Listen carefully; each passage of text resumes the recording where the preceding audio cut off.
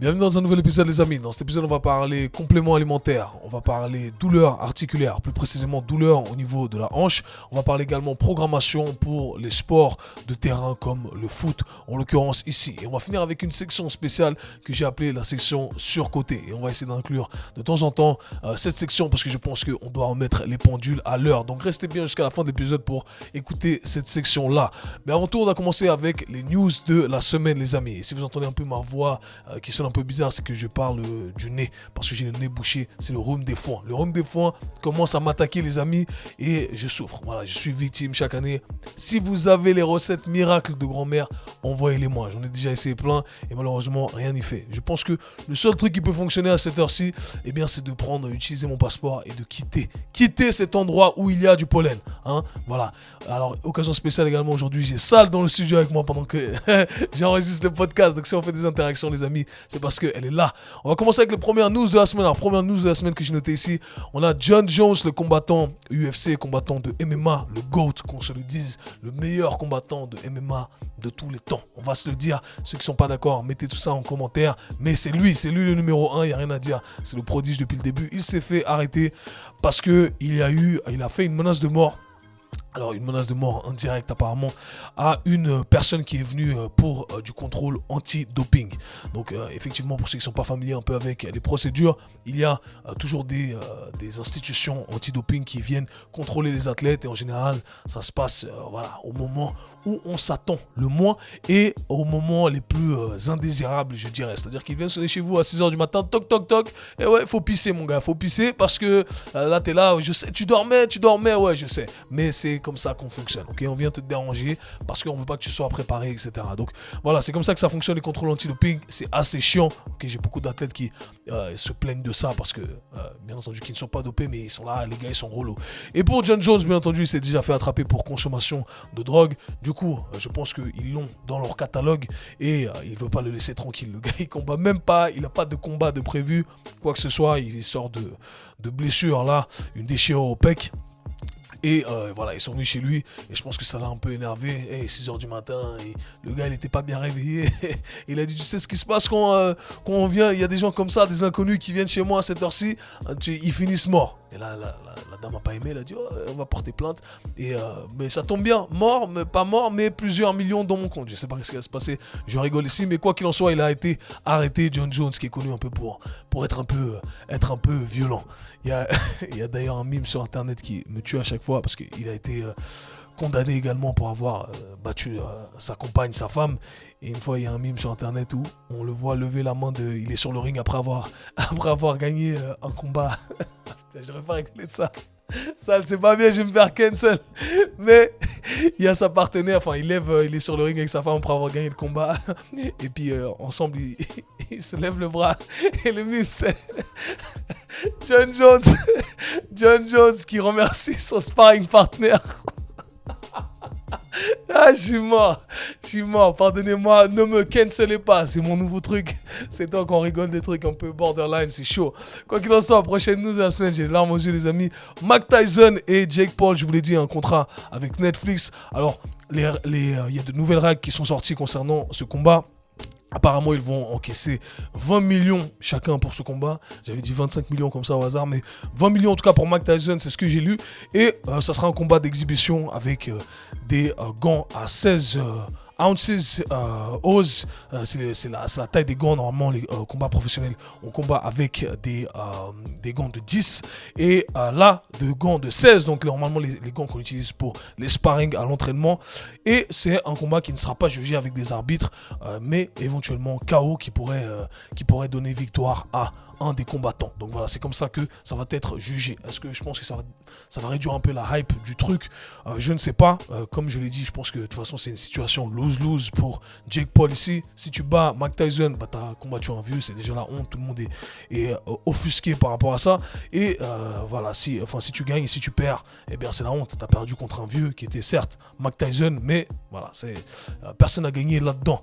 Ensuite, il y a une nouvelle que je viens de lire juste avant d'enregistrer ce podcast.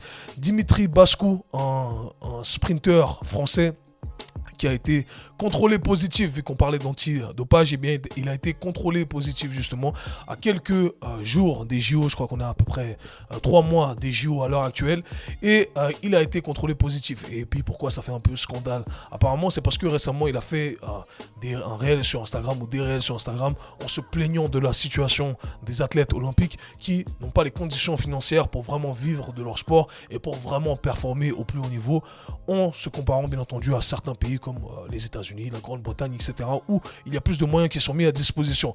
Et le gars avait mis une cagnotte en place et malheureusement, voilà, il a été contrôlé positif. On verra ce qu'il adviendra, mais beaucoup de gens sont révoltés parce qu'ils se disaient, j'ai participé à sa cagnotte, j'ai donné 100 euros, 200 euros, etc. pour aider le gars. Et au final, le gars, voilà, dans la tête des gens, c'est un tricheur. Donc on verra ce qu'il adviendra. Comme je l'ai dit, hein, vous connaissez mon discours un peu sur le doping dans les sports de combat et les sports dans lesquels il y a une vraie compétition avec d'autres personnes. Comme les sports olympiques, eh bien je pense que c'est pas correct, bien entendu. Et si vous faites du bodybuilding, c'est différent, ça fait partie un peu du sport. À vous de juger comme vous le souhaitez. Et finalement, les amis, news très important de la semaine, il y en a beaucoup qui m'ont envoyé cette vidéo. Il y a une vidéo qui est virale sur Instagram en ce moment. On a une comédienne qui s'appelle, je sais plus, Camille, un truc comme ça, et un autre gars qui s'appelle, comment il s'appelle, Mathieu, je sais pas quoi, qui ont fait une vidéo sur Instagram qui est d'un ridicule. On va commenter ça, on va regarder ça ensemble. Sal, tu l'as vu la vidéo? Non, tu l'as pas vu. On va regarder ça. Attendez, je vais remettre ça là. On va regarder ça en live.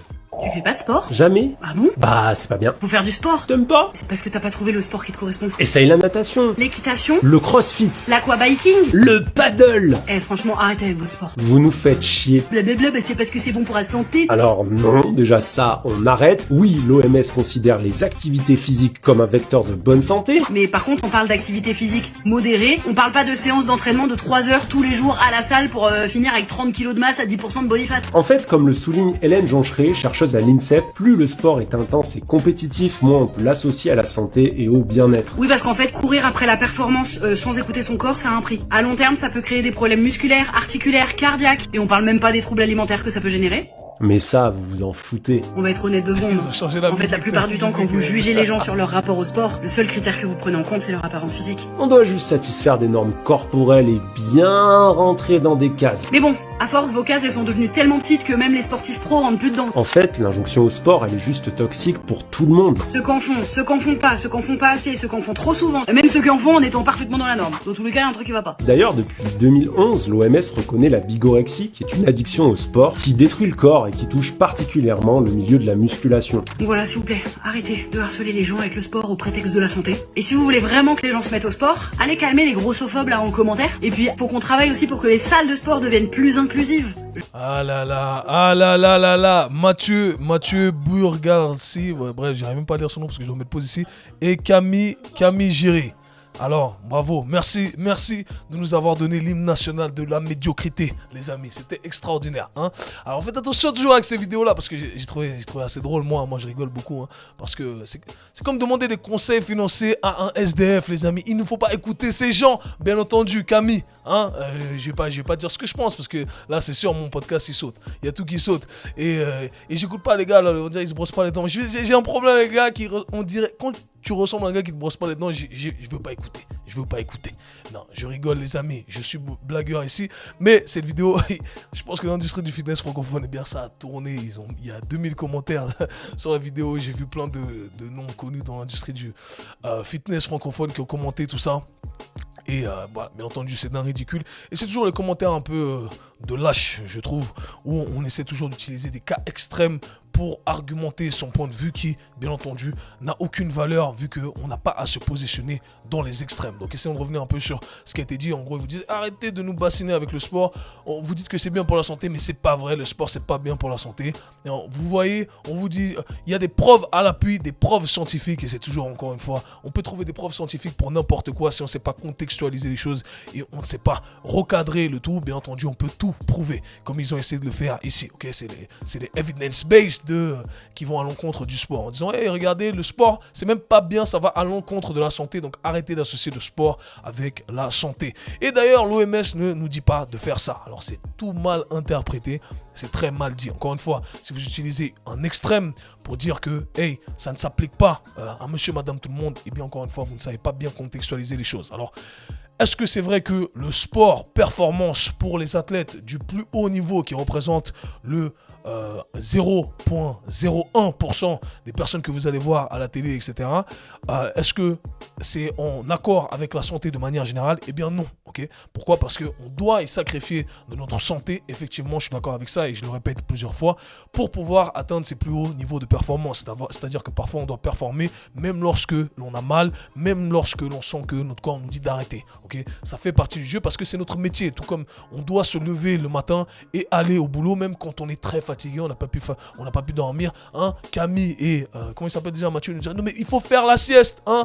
Allez faire la sieste, d'accord? Donc ça marche pas comme ça. Alors bien entendu, la plupart des gens ne tombent pas dans cette catégorie-là. Voilà pourquoi c'est ridicule d'utiliser un extrême pour donner des conseils généraux à la population générale. Bien entendu, le sport est associé à la santé. L'OMS recommande 150 minutes d'activité physique plus de renforcement musculaire. C'est connu, ok. Je sais pas d'ailleurs, même peut-être on devrait chercher, mais ça, la recommandation de l'OMS sport, pour voir ce qu'ils disent, mais je crois que c'est ça, 150 minutes et du renforcement musculaire, je crois deux fois dans la semaine, un truc comme ça. Donc c'est par activité physique 150 minutes, c'est ça? 150 minutes de cardio à intensité modérée ou basse, un truc, c'est ça? Donc voilà, donc le fameux zone 2 qu'on recommande à la plupart des gens. Donc on a des bienfaits cardiovasculaires ici et également du renforcement musculaire. Donc ça va à l'encontre complètement de ce que ces personnes-là ont dit. Et ils illustrent ici des personnes avec un taux de masse grasse qui est un peu plus élevé, des athlètes du haut niveau, en disant, vous voyez, souvent vous illustrez, vous n'écoutez que les gens qui ont un certain gabarit. Et ça, je dois leur donner une certaine validation par rapport à ça. C'est qu'on associe le fitness uniquement au côté esthétique. Et c'est vrai, donc de ce point de vue-là, ils ont raison. On juge les gens à travers ça souvent, mais ils ont raison et ils ont tort, parce que ça va dans les deux sens si on veut. Ils ont raison dans le sens où, effectivement, on ne peut pas se baser que sur ça, parce que le côté esthétique, ça ne détermine pas la bonne santé, d'accord ? Et à contrario, pas tout le temps, ils ont donné l'exemple de Daniel Cormier ici, qui est un athlète, un ancien combattant de MMA, qui est retraité à l'heure actuelle, qui avait un taux de masse grasse qui était relativement élevé. Vous allez voir également dans les sports de combat, chez les catégories des lourds, et bien vous allez voir des gens qui ont une masse grasse qui est énorme, mais qui ont un cardio qui est extraordinaire, qui ont un développement musculaire qui est extraordinaire. Mais encore une fois, ces gens-là n'ont pas l'image de fitness à 100%, je dirais, d'un point de vue esthétique, mais ils sont fit dans leur globalité, et fit, ça englobe bien plus que l'aspect esthétique des choses. Maintenant, j'ai perdu un peu mon fil conducteur ici, parce que j'essaie de repenser à tout ce qu'ils ont dit, mais l'autre aspect que je voulais mentionner, c'était que au final, le fitness ne ment pas non plus. Okay, le fitness ne ment pas pour la plupart des gens qui ne tombent pas dans ces catégories, encore une fois, extrêmes, des poids lourds combattants. Eh bien, si vous pratiquez, eh bien, ça va se voir sur votre corps. Donc, bien entendu qu'il y a une certaine corrélation ici et qu'on va pouvoir vous juger quelque part en disant « Hey, toi, tu pratiques ce que tu dis. » Et c'est comme ça que ça fonctionne. Je suis victime de ça. Je juge les gens également sur ça. Je me dis, est-ce que tu pratiques vraiment ce que tu dis? Parce que si tu pratiquais vraiment ce que tu dis, eh bien, tu ressemblerais plutôt à ce à quoi les gens qui pratiquent ce qu'ils disent ressemblent. Okay, donc c'est ça qui est intéressant avec le fitness. Bien entendu, on ne peut pas dissocier les deux. Mais il ne faut pas tomber dans les extrêmes, encore une fois.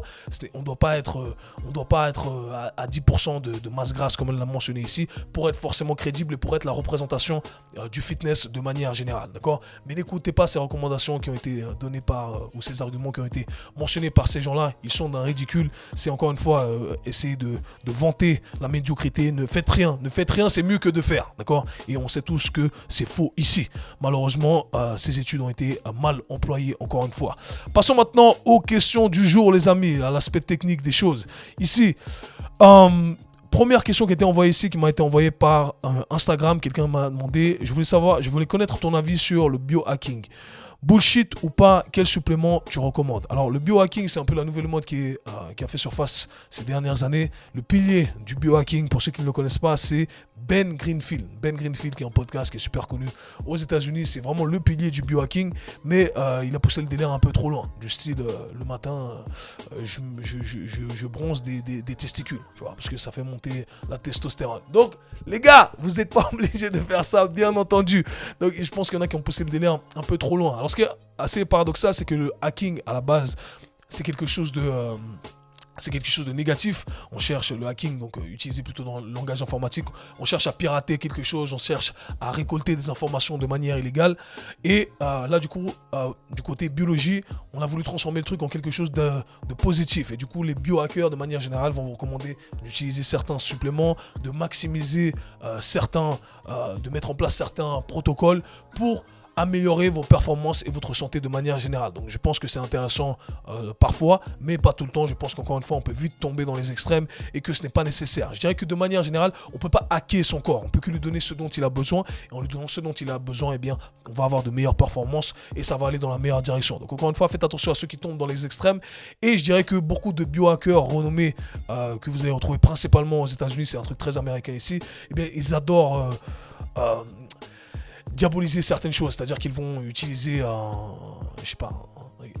isoler quelque chose de bien précis dans un aliment et vous dire, voyez, cet aliment, eh bien, il contient cette chose-là, c'est mauvais pour la santé, mais encore une fois, c'est la dose qui fait le poison et c'est totalement sorti de son contexte et du coup, on interprète mal ces informations-là. Donc, je dirais que c'est le danger avec les différents biohackers que vous allez retrouver sur Internet. Donc, faites attention à ça. Je pense qu'il ne faut pas tomber dans le panneau. Maintenant, concernant les suppléments que je recommande, j'ai déjà fait plusieurs épisodes là-dessus. Je vais vous dire, moi, je ne recommande rien de manière générale. Je pense que si vous avez une bonne alimentation, encore l'idée, il faut comprendre que un complément, c'est là pour, ou un supplément, c'est là pour, comme son nom l'indique, complémenter, supplémenter certaines carences. C'est-à-dire, lorsqu'on ne retrouve pas ces différents aliments-là, ces différents composants-là à travers notre alimentation. Et si on a une alimentation variée, une alimentation de saison, qu'on prend soin de son lifestyle de manière générale, eh bien, on va retrouver tous ces éléments qu'on ne doit pas forcément supplémenter. Maintenant, si vous avez un mode de vie qui ne vous permet pas de tout acquérir, c'est là que ça devient intéressant d'utiliser certains suppléments. Du coup, moi, ce que je consomme, le matin directement au réveil, je consomme de la vitamine C et du zinc. Ensuite, je consomme de la protéine en poudre whey. C'est ce qui me permet d'avoir mon premier repas avec mon apport protéique. À savoir que à midi, parfois je mange, parfois je ne mange pas. Et le soir, j'ai mon apport en protéines également à travers une alimentation de la viande, du poisson, etc. Donc, c'est ce qui me permet le matin justement d'avoir cet apport en protéines en plus des œufs. J'ai vraiment un apport riche en protéines, comme je l'ai dit, parce que je dois atteindre mon quota à la fin de la journée. C'est ce qui compte le plus, c'est ce que vous devriez mettre en avant. Donc, la protéine whey, c'est un des suppléments les plus étudiés. C'est la protéine qui est la plus, en anglais on appelle ça bioavailable, donc la plus efficace ici en termes d'absorption au niveau de notre corps. Donc c'est ce que je recommande. Je prends également 5 grammes de créatine par jour. Apparemment, il y a des dernières recherches qui disent qu'on peut pousser le truc à même voir 10 grammes sans problème par jour. Certains peuvent avoir certains ballonnements, etc., certains troubles au niveau du tube digestif. Mais la créatine, comme je l'ai dit, c'est le supplément, la créatine monohydrate pour être beaucoup plus précis. Aujourd'hui, on essaie de vous offrir des variantes. Et encore une fois, tout ça, c'est du marketing. On essaie de faire croire qu'il y a des nouveaux trucs, il n'y a pas de nouveaux trucs. La créatine monohydrate, c'est celle qui est la plus recherchée, c'est la moins chère, c'est le supplément le moins cher. Il y a des bénéfices au niveau de votre performance, des bénéfices d'un point de vue esthétique et des bénéfices également d'un point de vue cognitif, c'est-à-dire que ça va améliorer les performances de votre cerveau également, donc c'est très intéressant. De la vitamine D également, c'est ce que j'ai commencé à prendre et je vois la différence, c'est très intéressant. D'ailleurs, si vous avez des enfants, eh bien, vous savez que c'est quelque chose que vous devez donner à vos enfants de manière quotidienne les trois premières années, donc c'est pas rien, c'est quelque chose de très important. Finalement le soir, avant d'aller dormir, eh bien, je prends 600 mg d'ashwagandha et de magnésium glycinate. Donc magnésium glycinate et magnésium citrate sont, je crois que j'en oublie un. Peut-être, tu connais ouais, biglycinate, mais je crois qu'il y a 3. Ouais, bref. Sont les magnésiums qui sont les plus absorbables. Ça se dit absorbable en français. Donc voilà. Donc si vous voulez consommer ces derniers, de manière générale, la plupart des gens ont des carences en magnésium. Mais encore une fois, faites des tests, c'est ce qui vous permettra de tester le tout et de voir où vous avez des carences et à partir de là, supplémenter si nécessaire. Donc voilà ce que je prends, je ne recommande pas de trucs en plus, si vous en avez besoin, prenez-les. Moi, encore une fois, je dis ce que je prends à l'heure actuelle parce que c'est en lien avec mon contexte. Je dors très peu, je suis très stressé, j'ai pas les apports alimentaires nécessaires à travers tous mes repas. Donc voilà comment je consomme le tout à cause de mon mode de vie. Si vous ne tombez pas dans cette catégorie, vous n'êtes pas obligé de faire le tout de la même façon que moi. Prochaine question qui a été posée ici par Florian Duquer. Salut Kevin, tout d'abord félicitations à toi et à ta femme pour la naissance de votre deuxième enfant. En tant que père de 2 petites terreurs, moi-même, je comprends bien la situation. Merci beaucoup, j'ai besoin d'empathie, les amis, parce que Kevin est fatigué. En ce qui concerne ma problématique, je souffre d'un conflit de hanche bilatérale avec des lésions labrales. On m'a recommandé une arthroscopie, mais à seulement 31 ans, je suis réticent à me faire opérer. Pour te donner un peu de contexte, j'ai pratiqué le handball pendant de nombreuses années à un niveau plus ou moins élevé et je viens de commencer à jouer au tennis. Au quotidien, ces blessures ne me causent pas trop de douleur, mais je crains les conséquences à long terme. Actuellement, je suis ton programme hybride physique en plus de jouer 1 à 2 heures de tennis par semaine. Je me concentre principalement sur les séances fondation avec occasionnellement une séance ciblage. Ma question est la suivante. Devrais-je intégrer du travail de mobilité spécifique pour mes hanches dans le cadre du programme hybride physique ? Ou me conseillerais-tu plutôt de consacrer quelques mois à améliorer ma mobilité générale dans le bas du corps, sachant que ma dorsiflexion de cheville est quasiment inexistante et que mes hanches ont du mal à réaliser des rotations internes et externes. D'ailleurs, si tu connais des spécialistes compétents entre Genève et Nyon qui pourraient m'aider, ou si tu recommandes l'un de tes programmes, entre parenthèses, je te laisse faire un shameless plug. J'ai rigolé quand j'ai vu ça la première fois. Je suis preneur. Merci d'avance pour ton retour et continue comme ça, amicalement, Florian. Merci beaucoup pour Florian pour cette question. C'est le genre de question que j'aime voir parce qu'il y a du détail, il y a un contexte et là, ça me permet vraiment de donner mon avis avec toutes les informations nécessaires pour le faire. Donc ici on parle d'un conflit fémoro-acétabulaire, donc l'articulation de la hanche, on parle de ça, on parle de l'articulation fémoro-acétabulaire, c'est-à-dire l'espace qu'il y a entre le fémur et l'acétabulum. Donc l'acétabulum, c'est cette espèce de poche dans laquelle le fémur vient se mettre.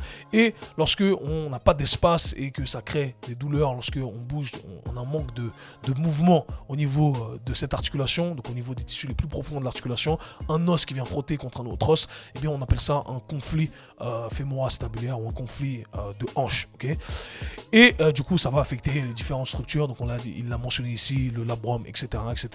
Alors, qu'est-ce que je recommande par rapport à ça ? Est-ce qu'il faut faire du travail de mobilité dessus ? Est-ce que c'est pertinent ? Est-ce que ça l'est pas ? Est-ce qu'il faut forcer quand ça fait mal ? Si je vais parler en connaissance de cause ici. Alors moi-même, j'ai été diagnostiqué avec un conflit fémoro-acétabulaire à la naissance. Ils ont testé. Plus tard aussi, on m'avait dit que j'avais des conflits fémoro-acétabulaires. D'où d'ailleurs, on m'a dit que je ne pourrais jamais faire les grands écarts. Donc vous voyez que vous allez comprendre déjà d'un point de vue contexte pourquoi je suis toujours sceptique lorsque l'on me dit ça. Ok ?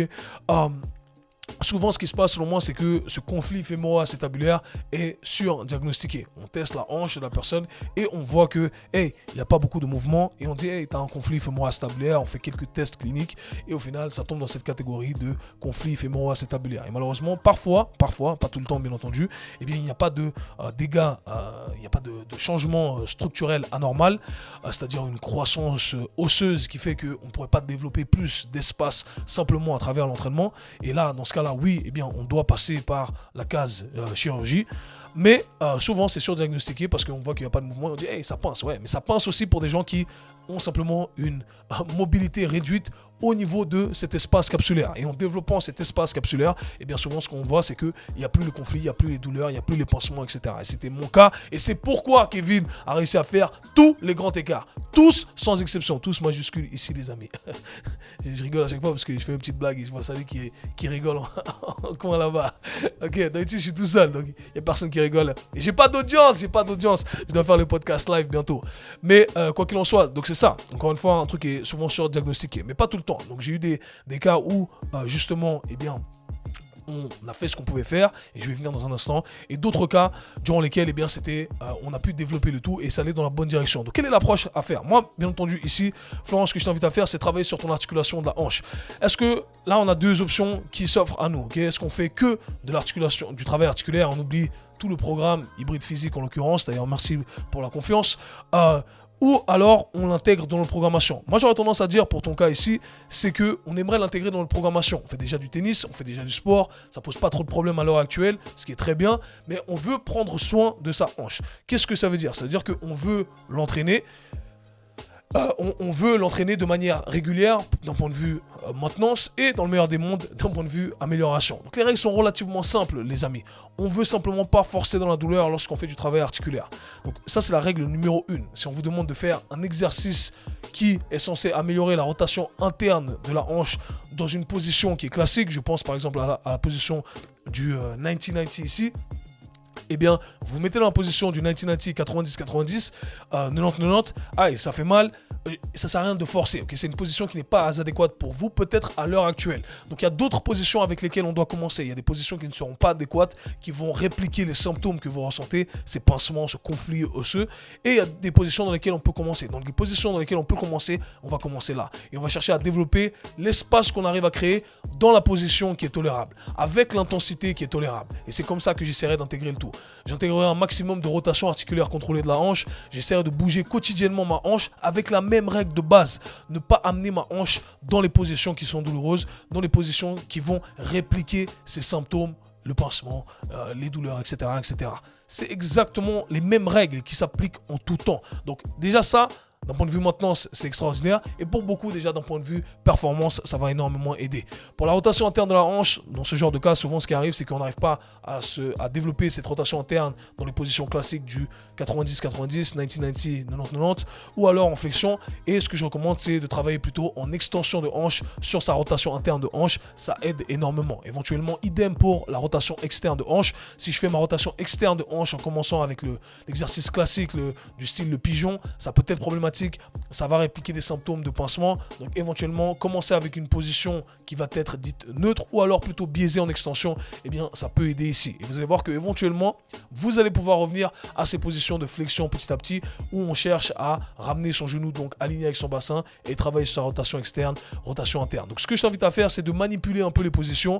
Tu sors un peu des angles qui sont douloureux tout en cherchant à travailler sur cette rotation qui est, je le rappelle, la fonction primaire de la hanche, et c'est ce qui va nous permettre de créer de l'espace. Donc créer de l'espace entre ces deux structures osseuses que j'ai mentionnées au tout début. Et quand on a plus d'espace, eh bien un os peut bouger librement par rapport à l'autre et on ne retrouve plus cette collision qui va créer des dégâts éventuellement. Okay, donc moi, c'est ce que je t'invite à faire ici. Et Florent, je vais te faire un cadeau ici. Ce qu'on va faire, c'est que à la sortie de ce podcast, le jour même ou le lendemain, je vais t'offrir le programme Hanche Fondation.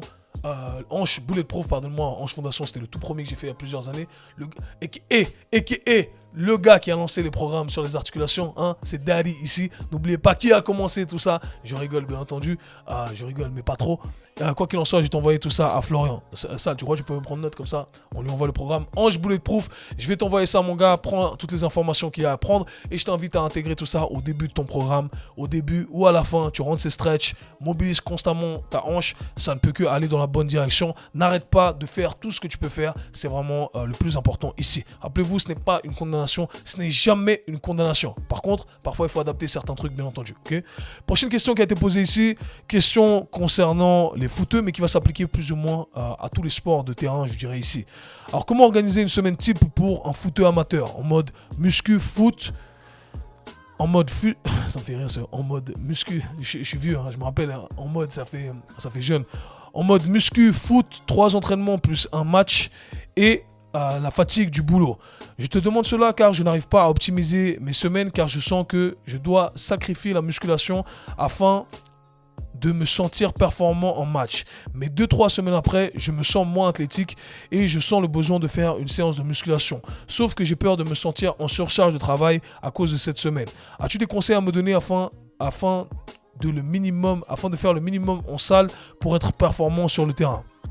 C'est question de Béné, si j'ai bien noté. Alors ici, c'est une question qui est revenue plusieurs fois et encore une fois, je vous invite à prendre note de ça. Si vous êtes dans ce contexte-là, c'est-à-dire que vous avez déjà une charge, un stress qui est conséquent au boulot, vous êtes fatigué mais vous voulez quand même pratiquer votre passion qui est le foot, le basket, le rugby, peu importe ce que c'est, je suis un grand fan de ce que j'appelle la dose minimale effective. Et c'est la question qui a été posée ici, c'est en gros comment j'arrive à organiser ma dose minimale effective.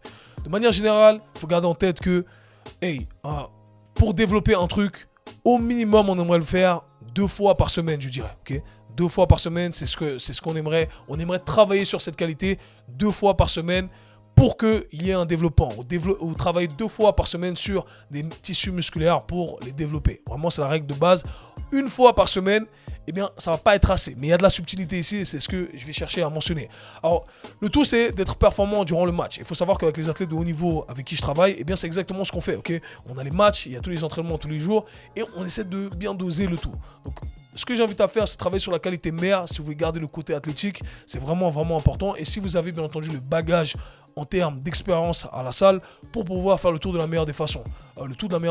Moi, ce que j'aime faire, c'est avoir une séance axée sur le bas du corps et une séance axée plutôt sur le haut du corps. Et vous remarquerez que j'ai dit plutôt parce que on peut avoir une séance qui est full body, mais qui va être biaisée un peu plus sur le haut du corps ou un peu plus sur le bas du corps. Donc c'est ce que j'aurais tendance à faire pour quelqu'un dans cette situation-là. On ne veut pas négliger le haut du corps, je l'ai dit, d'un point de vue athlétique, d'un point de vue global, général, c'est intéressant de le faire, même si on sollicite plutôt le bas du corps. Et si en plus de ça, la cerise sur le gâteau, on développe le côté esthétique, eh bien pourquoi pas. Donc j'aurai une séance axée sur le bas du corps, axée sur le développement de la force.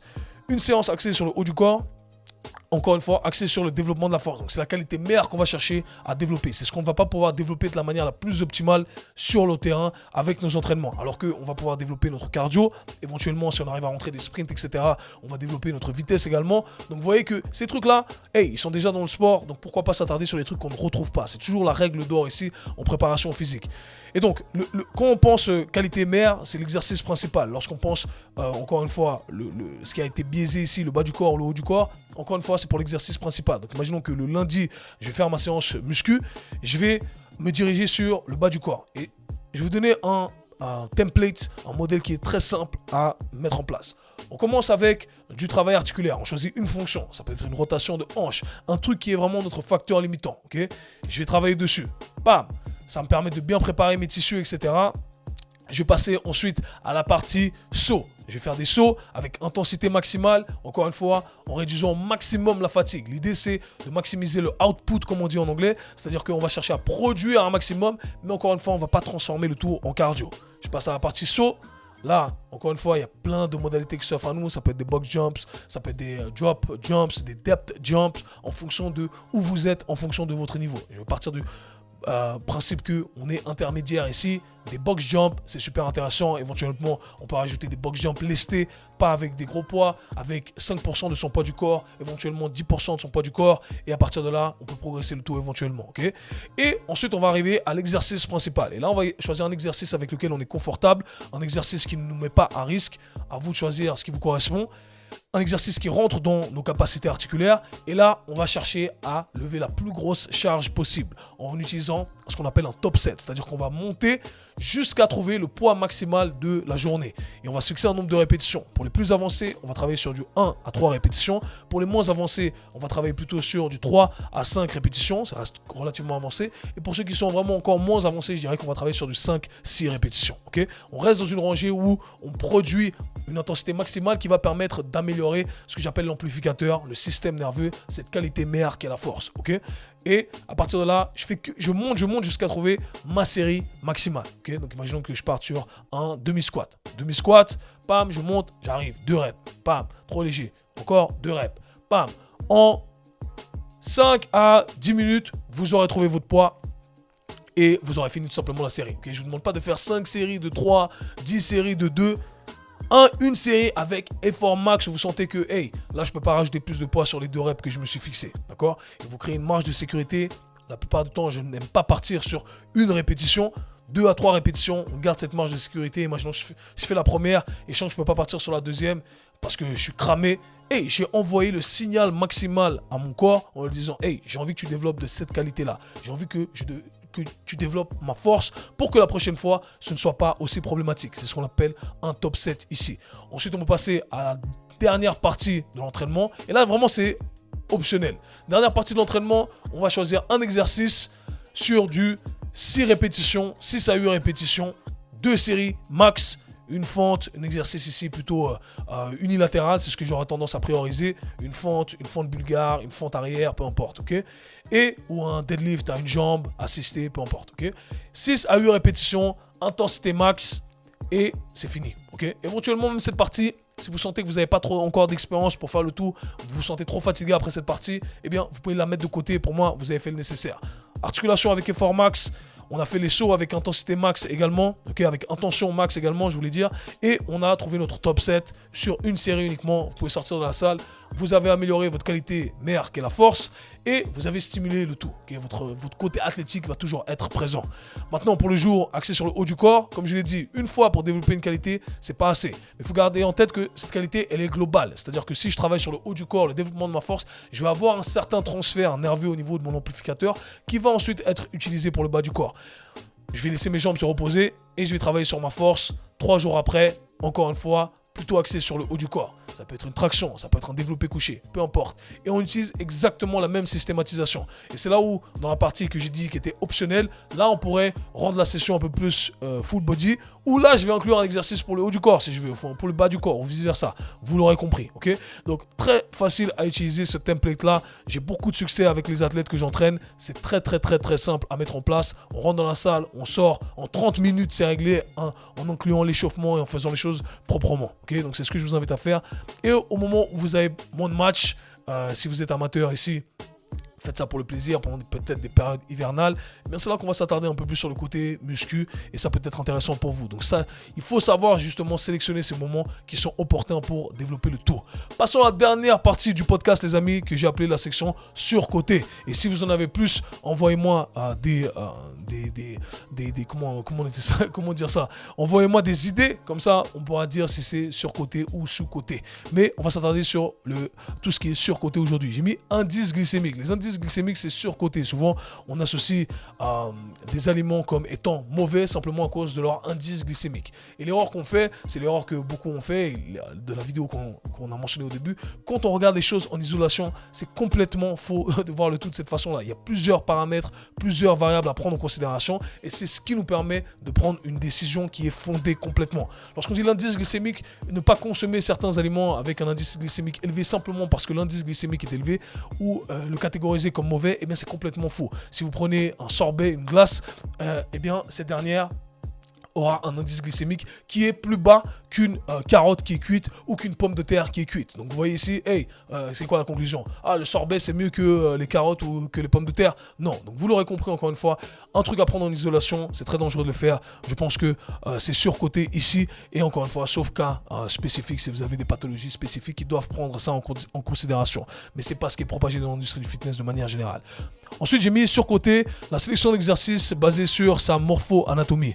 Alors, ça encore une fois, c'est un truc qui m'énerve à chaque fois que je vois ça sur le net. Je trouve que ce côté morpho-anatomique est un peu surcoté. Lorsqu'on dit, le meilleur exercice pour toi, c'est ça, en se basant sur ce que je vois, sur le visuel qui est présenté devant moi, sur ta posture, je dirais, lorsque tu enlèves ton t-shirt, est-ce que tu as des fémurs longs ou des tibias courts, est-ce que tu as une cage thoracique qui est grosse, etc., des épaules comme ça. Pour moi, franchement, je vais vous dire la vérité, c'est à la limite du bullshit, ok?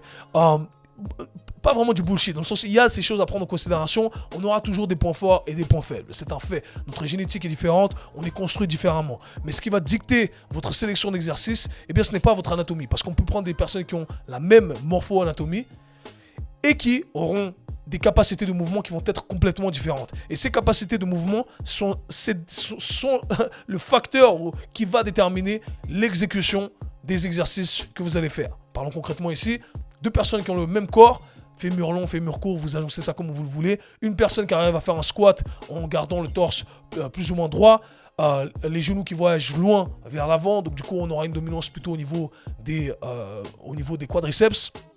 Et une autre qui va se pencher un peu plus vers l'arrière. Du coup, quand cette dernière fait un squat, elle va développer plutôt ses muscles fessiers, ses ischio-jambiers, etc., etc. Et tout ça, c'est dû tout simplement au fait que, on a une organisation au niveau de notre corps qui est différente, dû au fait que on a des limitations articulaires qui sont différentes, peu importe notre anatomie. Si on a plus de mobilité de cheville, plus de mobilité de hanche, ou moins de mobilité de hanche, plus de mobilité ou moins de mobilité de genoux, on va bouger différemment. Le corps va s'organiser différemment et ça va recruter bien entendu ses muscles différemment. Je dirais aussi que on peut pas tout simplement donner des exercices gratuitement en disant oui, vu ton corps, toi, le développé couché, ça sert à rien. C'est souvent ce que j'entends ici. Ah, vu que j'ai les clavicules comme ça, j'ai les épaules comme ça, le développé couché, ça ne sert à rien, je vais pas le développer.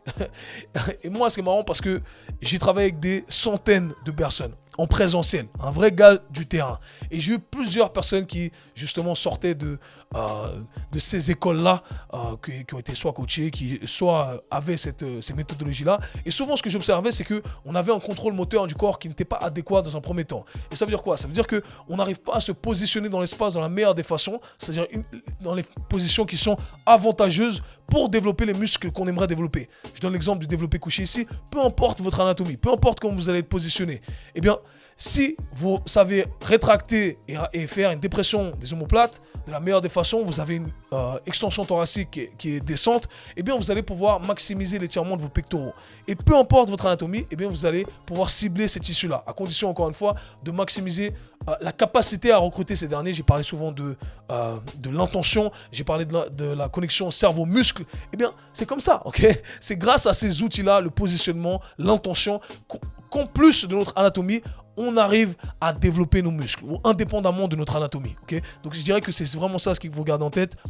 Le contrôle du corps dans l'espace, ses limitations articulaires ou sa capacité articulaire de manière générale, la compréhension de l'exercice, de la technique de l'exercice pour pouvoir maximiser son intention avec l'intention derrière la connexion, la fameuse connexion cerveau-muscle. Et ça, je l'ai appris à mes dépens également parce que j'ai cru bien entendu en tout ça. Et je suis tombé dans cette case-là. Et quand je me suis attardé sur la science du bodybuilding, ce que beaucoup n'ont pas fait, d'où l'importance d'aller travailler dans différentes écoles, d'aller tâter différents sports pour récolter des informations qui sont pertinentes, et bien on voyait que, ok, il s'attarde sur ce truc-là. En fait, c'est ce truc-là qui me manquait.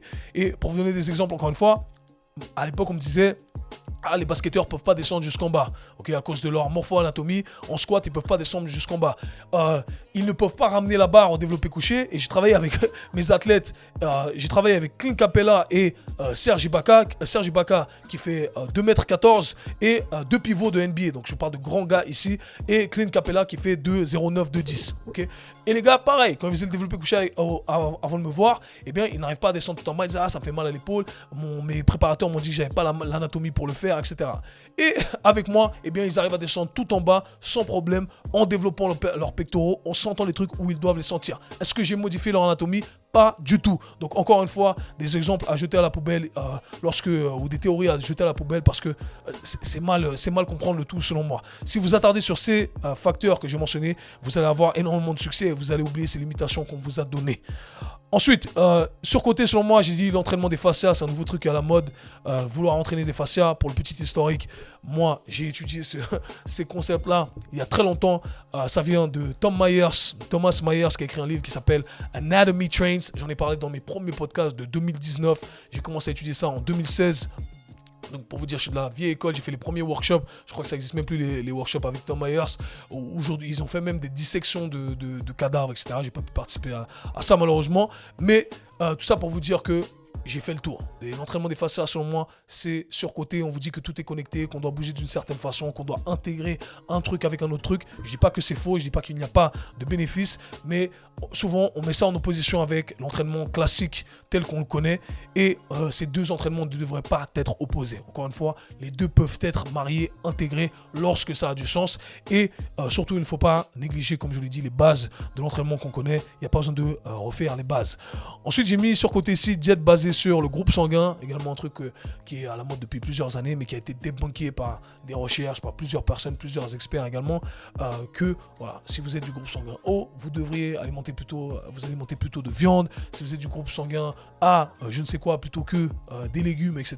Et encore une fois, je pense que c'est une vision réductionniste du tout et qu'on n'apprécie pas la variété qu'il y a au niveau de nos gènes de manière générale et qu'on ne peut pas se limiter que à ça. Donc rappelez-vous que le facteur clé, peu importe tout ce qui est surcoté ici, c'est qu'on donne des catégories qui sont trop précises ou plutôt qui sont généralisées, qui devraient s'appliquer à tous. Et le facteur clé, c'est toujours l'individualisation. Apprenez à individualiser le tout, okay? Sentir le tout. Pour revenir au point précédent, sur les exercices, il y a des exercices qui peut-être ne vont pas vous correspondre parce que, vous sentez pas trop le truc, ok? Cet exercice, j'arrive pas trop à ressentir mes tissus ou ça me fait mal. Ok, je le fais pas, ok? C'est pas forcément dû à cause de ma morpho-anatomie. C'est peut-être dû simplement au fait que, moi, c'est comme ça, d'accord? Il y a des exercices pour moi que j'arrive pas trop à faire parce que ça crée quelques gènes. Je pense à certains exercices pour les triceps. Tu vois, je sens pas trop dans les triceps. Si, ça me fait mal au coude, etc.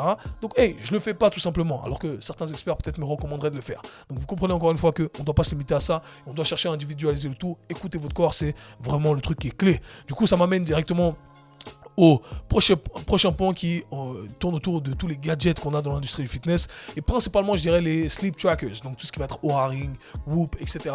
C'est très intéressant. On a des marqueurs ici qui sont objectifs, qui nous disent hey, voici ta fréquence cardiaque, la variabilité de ta fréquence cardiaque. Aujourd'hui, voici ton score. Et en se basant sur ton score, de manière générale, c'est comme ça que ça fonctionne, eh bien, tu devrais pousser l'entraînement ou tu ne devrais pas pousser l'entraînement. Et parfois, on est tellement figé par ces informations qui sont données par ces outils qu'on se dit ah putain je me sens bien aujourd'hui mais ma montre me dit que je me sens pas bien donc je vais pas m'entraîner. Non, c'est pas comme ça que ça fonctionne.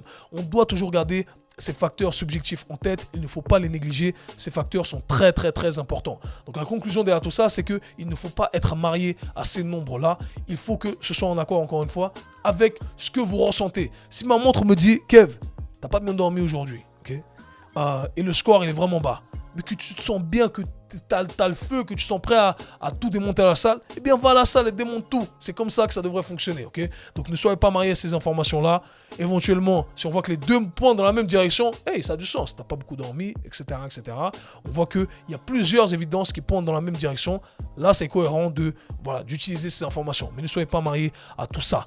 Et finalement, j'ai mis les entraînements evidence-based, basés que sur la recherche. Alors vous connaissez ma conception de tout ce qui est evidence-based, c'est qu'on ne se base pas que sur la recherche scientifique. Et malheureusement, beaucoup interprètent ce terme evidence-based en se mariant que à la recherche et en disant hey, la recherche n'a pas confirmé ça, par conséquent, on ne doit pas l'utiliser. Okay? Parfois, il y a de mauvaises interprétations qui sont fondées sur la recherche et du coup, on néglige complètement, encore une fois, notre ressenti, les anecdotes, l'expérience personnelle, simplement parce que quelqu'un l'a écrit sur un papier. Et c'est pas comme ça que ça devrait fonctionner, ok?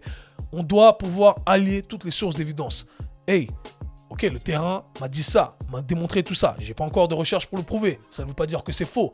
Il y a des recherches qui reviennent sur ce qu'elles ont dit, ok? Au cours de mes années, ça fait plus de 10 ans maintenant que je suis dans l'industrie, que je lis les recherches régulièrement. Et en 10 ans, j'ai vu des va-et-vient, de méta-analyses qui confirmaient un truc, qui revenaient dessus, qui reconfirmaient un truc, une nouvelle méta-analyse qui revient sur ce qui a été dit. Mais le terrain, c'est là, ça ment pas. Les faits sont là. Si ça fonctionne, vous avez des résultats. Eh bien, hey, encore une fois, écoutez le terrain, les anecdotes ne sont pas à négliger. Je pense que, encore une fois, on fait une grosse erreur de se baser uniquement sur la recherche et on aura toujours un train de retard. Ce qui ne veut pas dire qu'on doit la négliger, mais on doit l'utiliser tout simplement comme une autre source d'évidence. Voilà tout pour l'épisode d'aujourd'hui, les amis. Un épisode relativement long.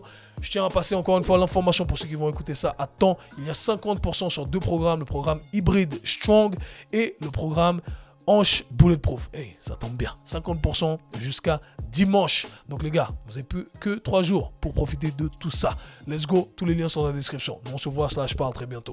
Peace.